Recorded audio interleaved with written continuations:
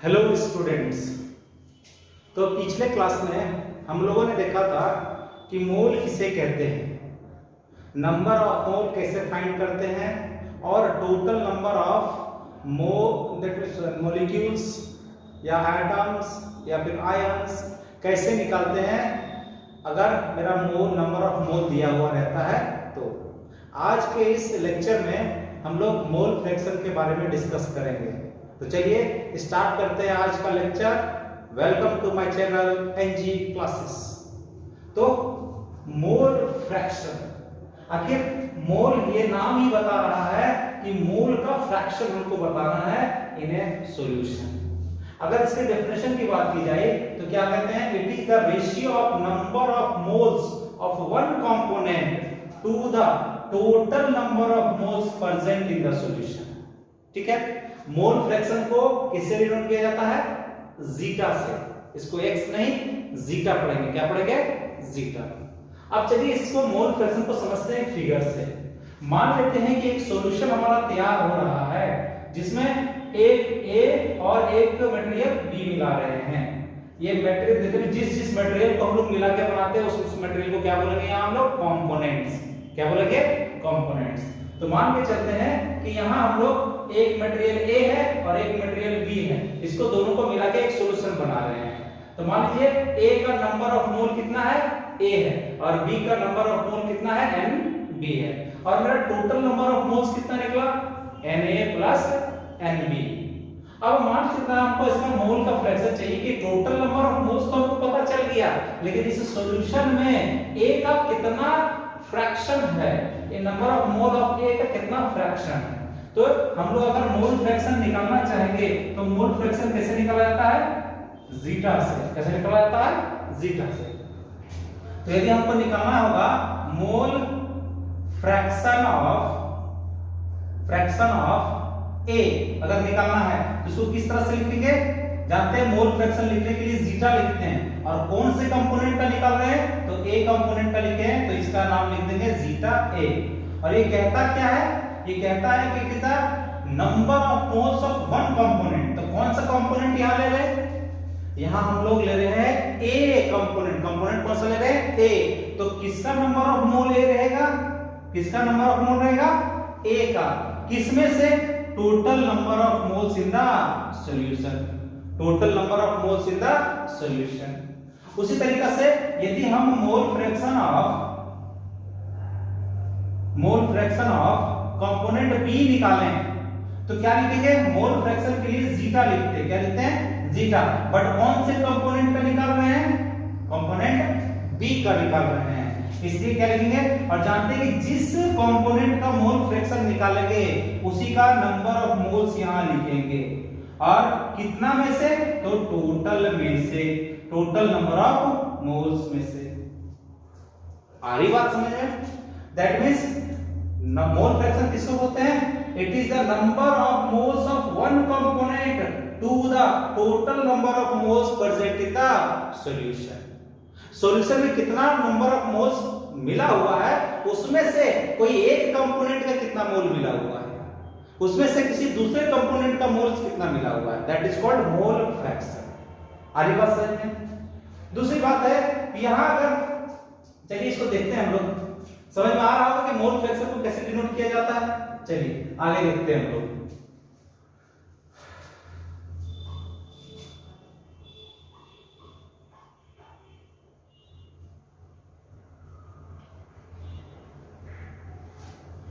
तो हमें समझ में आ रहा है कि यदि मेरा कोई सॉल्यूशन है जिसमें कंपोनेंट ए है, कंपोनेंट बी है, इसका नंबर ऑफ मोल ए है, इसका number of mole of B है, और सॉल्यूशन क्या बना मेरा, number of mole of A, number of mole of B. तो अगर हम मोल फ्रैक्शन की बात करें तो मोल फ्रैक्शन ऑफ ए कितना निकल गया, number of mole of A by number of mole of solution. ठीक है, अगर जीटा बी की बात करें, that means mole fraction of B की बात करें तो number of mole of B by number of mole of A plus number of mole of B. यही निकला था अभी हम लोग का। चलिए देखते हैं, अब दोनों का ऐड अप करते हैं, दोनों को ऐड अप करते हैं। Mole fraction of A plus mole fraction of B is equal to कितना आ जाएगा, number of mole of A by number of mole of A plus number of mole of B. Plus number of mole of B by number of mole of A plus number of mole of B. इसको solve करते हैं तो zeta A plus zeta B is equal to हो जाएगा number of mole of A plus number of mole of B divided by number of mole of A plus number of mole of B. देखिए ध्यान से यहाँ LCM होगा same, तो जानते हैं कि जब एलसीएम सेम होगा तो जो फ्रैक्शन में जब इसके ऊपर में जो डिनोमिनेटर रहता है वो क्या रहता है, सेम उतर जाएगा। तो इसका डिनोमिनेटर na है, इसका डिनोमिनेटर nb है, ठीक है। तो यहां से हमारा एक फार्मूला निकला zeta a that is mole fraction of a plus mole fraction of b is equal to कितना आया 1। कितना आया 1। इससे हम लोग एक और फार्मूला निकाल सकते हैं कि यदि हमको जीटा b निकालना है, यदि मोल फ्रैक्शन ऑफ b निकालना हो जबकि मोल फ्रैक्शन ऑफ a पता है हमें, तो फार्मूला क्या हो जाएगा 1 minus mole fraction of a। और यदि हमको मोल फ्रैक्शन ऑफ b पता हो और a निकालना हो क्या करेंगे 1 minus mole fraction of b, जिसका पता रहेगा उसको क्या करेंगे 1 में से सब्ट्रैक्ट कर देंगे, ठीक है। तो यही है मोल फ्रैक्शन। बता ये रहा है कि किसी भी सॉल्यूशन में यदि कौन कौन सा कंपोनेंट मिला हुआ है उसका number of moles, total number of moles में से कितना है, number of moles of one component to the total number of moles present in the solution. किसी एक कंपोनेंट का नंबर ऑफ मोल पता करना है टोटल में से। आ रही बात समझ में, ठीक है। आई होप आपको समझ में आ रहा होगा। चलिए अगर एग्जांपल के तौर पे हम दो कंपोनेंट लिए थे, कितना कंपोनेंट लिए थे, दो कंपोनेंट। ऐसा भी तो हो सकता है कि तीन कंपोनेंट को मिला के एक सॉल्यूशन तैयार किया जा सकता है। चलिए यदि तीन कंपोनेंट रहेगा तो क्या कहलाएगा,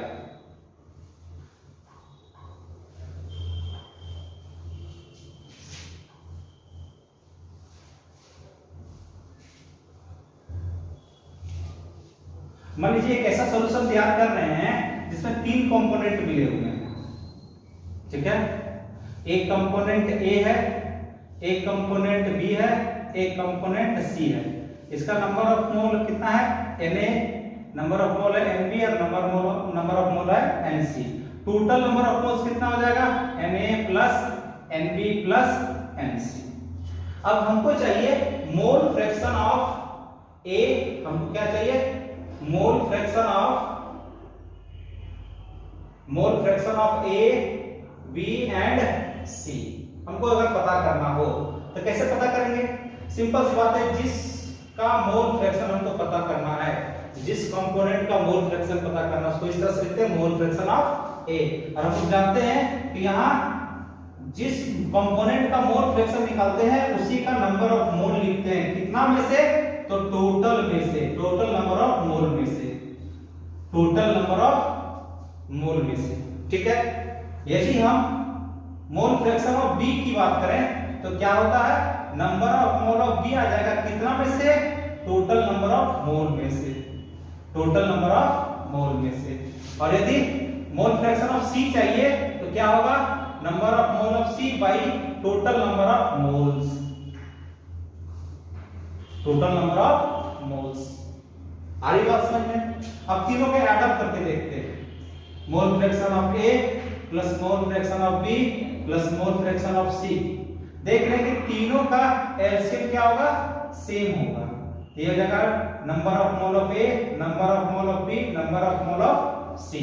और जाने जब एलसीएम आता है तो डिनोमिनेटर सेम आ जाता है, तो क्या होता है Na plus Nb plus Nc। जब एलसीएम सेम रहता है तो नंबर ऑफ न्यूमरेटर क्या होता है, सेम आ जाता है। तो यहां से भी हमें पता चल गया कि मोल fraction of A plus mole fraction of B plus mole fraction of C कितने के बराबर होगा, 1 के बराबर होगा।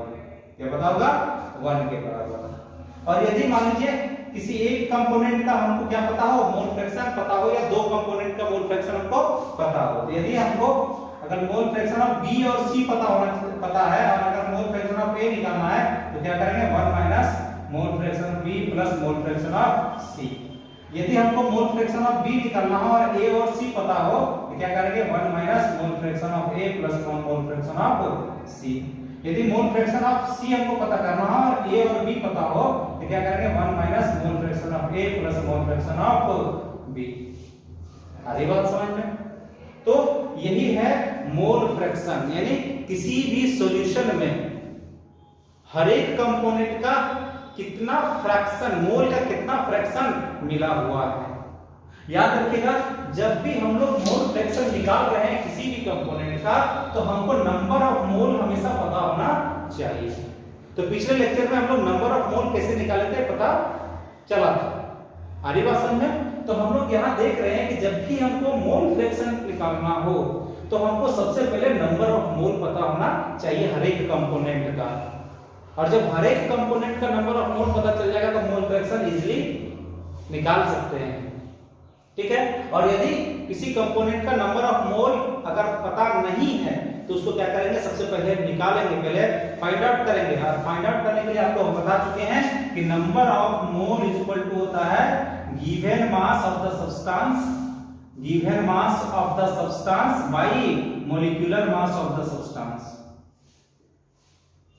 आ रही बात समझ में, given mass of the substance by molecular mass of the substance. इस फॉर्मूला का यूज करके सबसे पहले हर एक कंपोनेंट का क्या निकालेंगे, नंबर ऑफ मोल निकालेंगे। और जब सारे कंपोनेंट का नंबर ऑफ मोल हमको पता चल जाएगा तो क्या होगा कि हमको मेरा क्या निकल जाएगा, मोल फ्रैक्शन निकल जाएगा। आ रही बात समझ में। चलिए इस मोल फ्रैक्शन से रिलेटेड कुछ न्यूमेरिकल्स करते हैं, ठीक है। आई होप आपको अच्छी तरह से समझ में आ रहा होगा कि आखिर मोल फ्रैक्शन में होता क्या है, और मोल फ्रैक्शन का अगर हम जब क्वेश्चन डील करेंगे तो हमें क्या क्या जरूरत पड़ने वाली है। सबसे पहली बात है, मोल फ्रैक्शन निकालने के लिए हमको नंबर ऑफ मोल यहाँ दिया हुआ सारा क्या है, नंबर ऑफ मोल है। इसका मतलब ये हुआ कि अगर मोल फ्रैक्शन निकालना है तो हमको हर एक कंपोनेंट का नंबर ऑफ मोल पता होना चाहिए। और हर एक नंबर ऑफ मोल निकालने के लिए हम लोग कौन सा फॉर्मूला यूज करते हैं, given mass of the substance by molecular mass of the substance. I hope आपको समझ में आ रही होगी। चलिए कुछ क्वेश्चंस इससे रिलेटेड हम लोग करते हैं।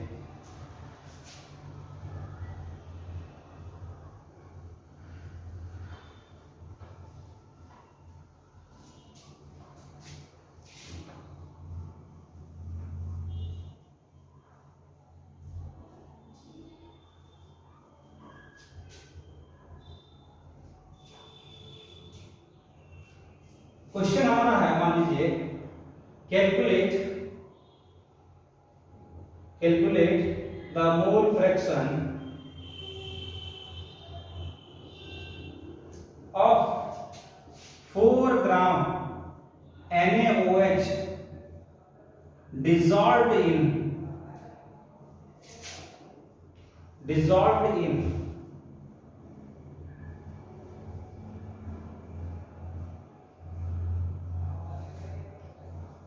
54 ग्राम H2O, dissolved in 54 gram H2O। देख रहे हैं कि यानी एक यहां सॉल्यूशन आप समझ रहे क्वेश्चन को, एक बार पढ़िए आप question. Calculate the mole fraction of 4 gram NaOH dissolved in 54 gram of H2O। यानी सिंपल सी बात है कि यदि बात की जाए तो पहला कंपोनेंट मेरा कौन है, NaOH, और दूसरा कंपोनेंट कौन है मेरा, H2O। तो इसका हम नंबर ऑफ मोल कैसे निकालेंगे, NaOH, और इसका निकालेंगे NH2O। यहाँ किसका किसका मोल मिला हुआ रहेगा, NaOH प्लस NH2O, ठीक है। अब सिंपल सी बात है कि हमको अगर मोल फ्रैक्शन किसका चाहिए, और 4 ग्राम NaOH का चाहिए, क्या वाटर का चाहिए, नहीं, निकाल के देख लेंगे हम लोग फिर से है कि अगर वाटर का निकालना होता तो कैसे निकालेंगे। तो सिंपल सा अगर इसका सॉल्यूशन देखा जाए तो क्या है, यहाँ गिवन क्या क्या हमारे पास है, गिवन है मास ऑफ NaOH कितना दिया हुआ है, 4 ग्राम। कितना दिया हुआ है, 4 ग्राम। और हम लोग जानते हैं मॉलिक्यूलर मास निकाल सकते हैं इसका, मॉलिक्यूलर मास ऑफ NaOH कैसे निकलेगा, सोडियम का 23 होता है, ऑक्सीजन का 16 और हाइड्रोजन का 1, यानी कितना निकला, 40 ग्राम पर मोल, 40 ग्राम पर मोल। उसी तरीके से मास ऑफ H2O दिया हुआ कितना, 54 ग्राम, और इसका मॉलिक्यूलर मास इसका भी निकाल लेते हैं, मास ऑफ H2O कितना होगा, 16 तो 18 ग्राम पर मोल, 18 ग्राम पर मोल। अब समझ, अब हमको चाहिए, हमको मोल फ्रैक्शन निकालना है। हमको क्या निकालना है, मोल फ्रैक्शन। तो सिंपल सी बात आपको बताए थे कि मोल फ्रैक्शन जब भी निकालना हो तो जितने भी कंपोनेंट है सबका हमको मोल नंबर ऑफ मोल पता होना चाहिए, और नंबर ऑफ मोल निकालने के लिए हमको गिवन मास और मॉलिक्यूलर मास पता होना चाहिए। तो क्या देखिए, गिवन मास और मॉलिक्यूलर मास पता चल गया। चलिए अब नंबर ऑफ मोल निकालते हैं। तो हम निकालते हैं number of mole of NaOH। तो क्या होता है, गिवन मास बाय मॉलिक्यूलर मास। तो गिवन मास है 4 बाय मॉलिक्यूलर मास कितना है 40, यानी कितना निकल गया, अगर इसको कैंसिल आउट करेंगे तो 4 10 40 यानी 0.1 मोल। ठीक है, और यदि हम नंबर ऑफ मोल ऑफ किसका निकालते हैं, H2O का, तो गिवन मास बाय मॉलिक्यूलर मास यानी कितना हो गया 8 3 54 यानी 3 मोल्स। तो हम आपको बार-बार बता रहे हैं कि मोल फ्रैक्शन निकालने के लिए हमको सबसे पहले जितने भी कंपोनेंट है सबका नंबर ऑफ मोल पता होना चाहिए, सबका नंबर ऑफ मोल पता होना चाहिए। अब जब नंबर ऑफ मोल पता चल गया तो मोल फ्रैक्शन हमको क्या होगा, इजीली हम लोग फाइंड कर सकते हैं। चलिए फाइंड करते हैं, देखते हैं।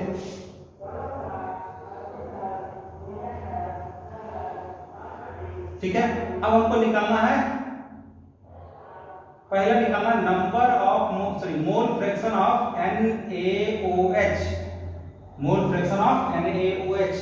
तो अभी जस्ट हम लोग फॉर्मूला पढ़े कि जिस कंपोनेंट का हमको मोल फ्रैक्शन फाइंड आउट करना हो उस कंपोनेंट का नंबर ऑफ मोल यहां लिखते हैं, कितना में से, टोटल में से, कितना में से, टोटल में से। तो सिंपल सा इसका कितना आ गया नंबर ऑफ मोल 0.1, इसका कितना आ गया 0.1 प्लस 3, तो ये हो गया 0.1 बाई 3.1 यानी कितना हो गया 1 बाई 31। ठीक है, दूसरा यदि यहां तो सिर्फ NaOH का पूछा है, यदि हमको H2O का अगर निकालना रहता तो सिंपल सा मोल फ्रैक्शन ऑफ H2O कैसे निकालते हैं, number of mole of H2O by total number of moles present in the solution, यानी कितना हो जाता है ये हो जाता 3 बाई 0.1 प्लस 3 यानी कितना हो जाता 3 बाई 3.1 यानी कितना हो जाता 30 बाई 31। ठीक है, नजर आ रहा है यहाँ, ठीक है 30 बाई 31 आ जाएगा। या फिर इसको इस तरह भी निकाल सकते थे कि नहीं, अगर हमको एक कंपोनेंट का पता रहता है तो क्या करते हैं 1 में से माइनस कर देते हैं तो दूसरे कंपोनेंट का पता चल जाता है कि नहीं। तो यहाँ 1 माइनस 1 बाई 31 करेंगे कितना जाएगा 30 बाई 31, ऐसे भी निकाल सकते हैं। तो आई होप आपको समझ में आ रहा होगा कि यदि किसी भी कंपोनेंट का हमको मोल फ्रैक्शन निकालना हो तो सबसे पहले उस सॉल्यूशन में जितने भी कंपोनेंट प्रेजेंट हैं, जितने भी कंपोनेंट प्रेजेंट हैं, सारे कंपोनेंट का नंबर ऑफ मोल पता होना चाहिए, और उसके आधार पे हम लोग नंबर ऑफ मोल फ्रैक्शन हम लोग क्या कर सकते हैं, फाइंड आउट कर सकते हैं। ठीक है, चलिए नेक्स्ट क्वेश्चन देखते हैं हम लोग।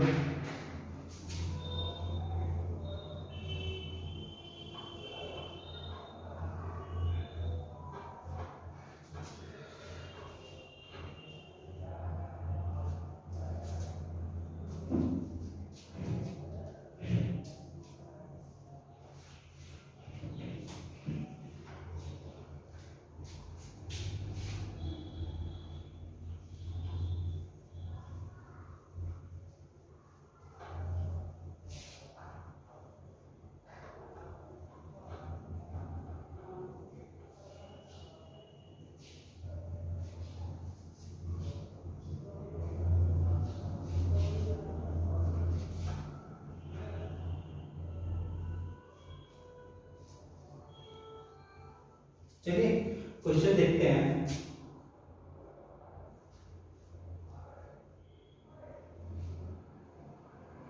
हम लोग देखते हैं क्वेश्चन कि मान के चलते हैं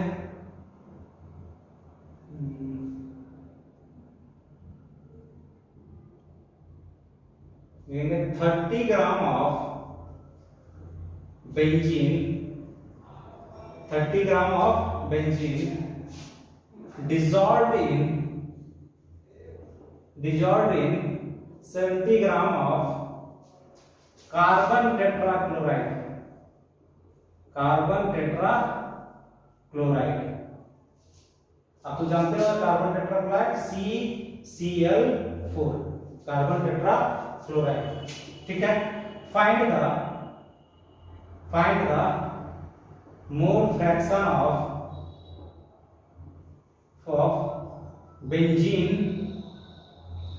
एंड CCl4 यानी दोनों का हमको क्या, दोनों कंपोनेंट का क्या चाहिए हमको, मोल फ्रैक्शन चाहिए। यानी यहाँ क्या हो रहा है, सिंपल सा अगर फिगर पे देखा जाए तो क्या हो रहा है कि इसमें बेंजीन डाला जा रहा है, यानी 30 ग्राम बेंजीन डाला जा रहा है और 70 ग्राम क्या है, CCl4। ठीक है, अब हमको टोटल नंबर ऑफ मोल्स निकालना है, तो टोटल नंबर ऑफ मोल्स निकाल सकते हैं हम लोग सबसे पहले। ठीक है, सॉल्यूशन देखते हैं इसका। गिवन क्या क्या है, सबसे पहले देखिए मास ऑफ बेंजीन यानी C6H6 कितना दिया हुआ है, 30 ग्राम। तो हमको मोलिकुलर मास तो चाहिए ही चाहिए, क्योंकि नंबर ऑफ मोल्स जब भी निकालेंगे तो मोलिकुलर मास चाहिए ही चाहिए, तो मोलिकुलर मास निकाल लेते हैं। मोलिकुलर मास ऑफ बेंजीन यानी C6H6 कितना हो जाएगा, 12 × 6 प्लस 1 × 6 है ना, 6 कार्बन है, एक कार्बन का एटॉमिक वेट कितना होता है 12, तो 12 6 जा 72 प्लस 6 कितना हो गया 78 ग्राम पर मोल। ठीक है, मास ऑफ CCl4 हमारा दिया हुआ है, मास ऑफ CCl4 कितना दिया हुआ है 70 ग्राम। ठीक है, तो हमको इसका मोलिकुलर मास भी चाहिए, तो मोलिकुलर मास निकाल लेंगे, मास ऑफ CCl4। ठीक है, कार्बन का होता है 12 और एक क्लोरीन का होता है 35.5 और इसको कितना क्लोरीन यहाँ 4 है। देखिए 35 × 70 और 70 और 1 71, 71 गुना हो गया आपका 142 और 10 152 154 कितना हो गया 154 ग्राम पर मोल। ठीक है, अब सिंपल सा सारा चीज हमको पता चल गया, हमको मोल फ्रैक्शन निकालना है। तो मोल फ्रैक्शन निकालने के लिए नंबर ऑफ मोल पता होना चाहिए, और नंबर ऑफ मोल निकालने के लिए हमको मास और मोलिकुलर मास पता होना चाहिए। तो यदि मास और मोलिकुलर मास पता चले नंबर ऑफ मोल निकाल सकते हैं कि नहीं, तो निकाल के देखते हैं यहाँ ना। नंबर ऑफ मोल ऑफ किसका C6H6 क्या गया, given mass by molecular mass, given mass by molecular mass. तो ये हो जाएगा 15 × 30 और 29 × 39 × 78, 3 × 60 9 × 18 78, ये कितना हो गया 15/39 मोल। ठीक है, यदि हमको क्या चाहिए number of moles of CCl4, तो गिवन मास कितना है 70 बाय मोलिकुलर मास कितना है 154। इसको कैंसिल आउट कीजिए, 35 × 70 और 7 × 14 और 4 7 × 14 और 15। ठीक है, और किसी से कटेगा 7 से, 7 × 5 35 7 × 7 7 × 7 यानी कितना हो गया 5/11 मोल, 5/11 मोल। अब हमको नंबर ऑफ मोल पता चल गया, तो मोल फ्रैक्शन निकालना आसान हो जाएगा कि नहीं, कोशिश कीजिए।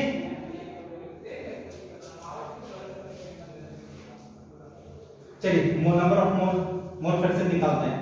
यदि हमको क्या चाहिए मोल फ्रैक्शन ऑफ किसका C6H6, हम जानते हैं कि जिस कंपोनेंट का मोल फ्रैक्शन निकालना हो उसका नंबर ऑफ मोल यहां लिखते हैं बाय कितना में से, तो टोटल में से, दो ही कंपोनेंट है ना, तो टोटल का जोड़ देंगे यानी NC6H6 प्लस NCCl4 कितना हो जाएगा, इसको सॉल्व करके देखते हैं। तो ये हो जाएगा आपका कितना 15/39 बाई इसको ऐड करेंगे 15/39 प्लस 5/11।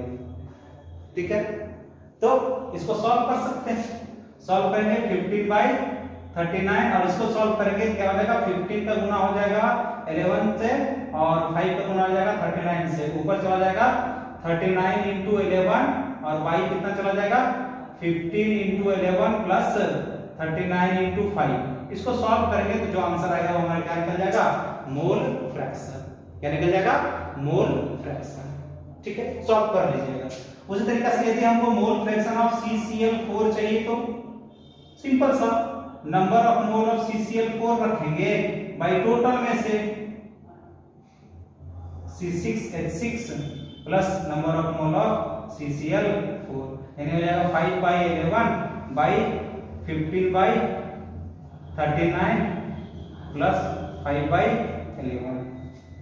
अगर इसको सॉल्व किया जाए, इसको अगर सॉल्व किया जाए कितना आएगा, 15 into 11 प्लस 39 into 5, 360। कितना आएगा, 360। तो इसको जब सॉल्व करेंगे तो ऊपर में कितना आ जाएगा, 5/11 into 39 into 11, और ये कितना आ जाएगा 360। कितना आ जाएगा 360। ठीक है, 11 से 11 कैंसिल आउट हो गया। ठीक है, अब जो आंसर आ जाएगा 5 into 39, ये आ जाएगा 195/360। ठीक है, इसको जो आप कैंसिल आउट कीजिएगा, जो आंसर आएगा वही आपका आंसर हो जाएगा। ठीक है, यहाँ भी इसके जगह में आप 360 लिख सकते हैं। ठीक है, तो आई होप आपको समझ में आ रहा होगा कि मोल फ्रैक्शन आखिर निकाला कैसे जाता है। ठीक है, मोल फ्रैक्शन निकालने के लिए हमको सबसे पहले नंबर ऑफ मोल्स हर एक कंपोनेंट का पता होना चाहिए। और नंबर ऑफ मोल निकालने का तरीका क्या था, given mass of the substance by molecular mass of the substance. I hope आपको अच्छी तरीके से समझ में आ रहा है। ठीक है, आपको समझ में आ रहा है किस तरह से क्वेश्चन बन रहा है। ठीक है, तो आज के लिए इतना ही, मिलते हैं नेक्स्ट वीडियो में।